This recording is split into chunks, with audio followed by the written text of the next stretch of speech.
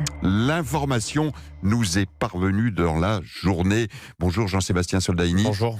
On va essayer de comprendre ce qui se joue autour du sort de cette ressortissante franco-iranienne qui a été arrêtée à Téhéran, âgée de 60 ans. C'est une chercheuse et cela fait déjà plusieurs jours, Jean-Sébastien, qu'elle a été interpellée. Oui, ça fait plus d'un mois qu'elle est retenue. Depuis le 7 juin, selon Gozar, le site internet iranien de protection des droits de l'homme, qui a révélé cette arrestation. Cette chercheuse s'appelle Fariba Adelka.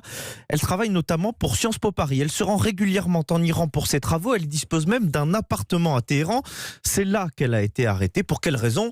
Eh bien, aucune information là-dessus. Par qui ? A priori, par les gardiens de la révolution. Alors, pour situer rapidement, le pouvoir a deux têtes en Iran. D'un côté, pour simplifier, le président Rouhani en charge du politique, de l'autre, l'ayatollah Khamenei, le guide suprême. Il s'occupe entre autres du respect des règles de l'islam et il commande les gardiens de la révolution, les pasdaran. Son armée tout à fait indépendante, ce qui explique la gêne d'un porte-parole du gouvernement qui dit avoir eu vent de cette arrestation, mais sans avoir aucun élément. Les informations du site internet Gozar vont dans ce sens. La chercheuse serait à l'isolement, à la prison d'Evin, établissement sous contrôle des pasdaran.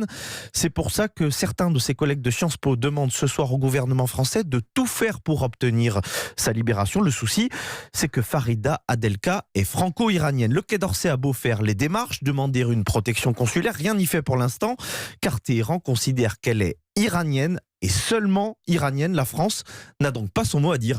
Et puis on peut ajouter, Jean-Sébastien, évidemment que cette arrestation, elle tombe au moment d'un véritable imbroglio géopolitique autour de l'Iran. Exactement, au moment où les tensions autour de cet accord sur le nucléaire iranien sont au plus fort et où la France a un rôle à jouer. L'un des conseillers d'Emmanuel Macron était à Téhéran la semaine dernière pour essayer d'obtenir une détente dans les relations.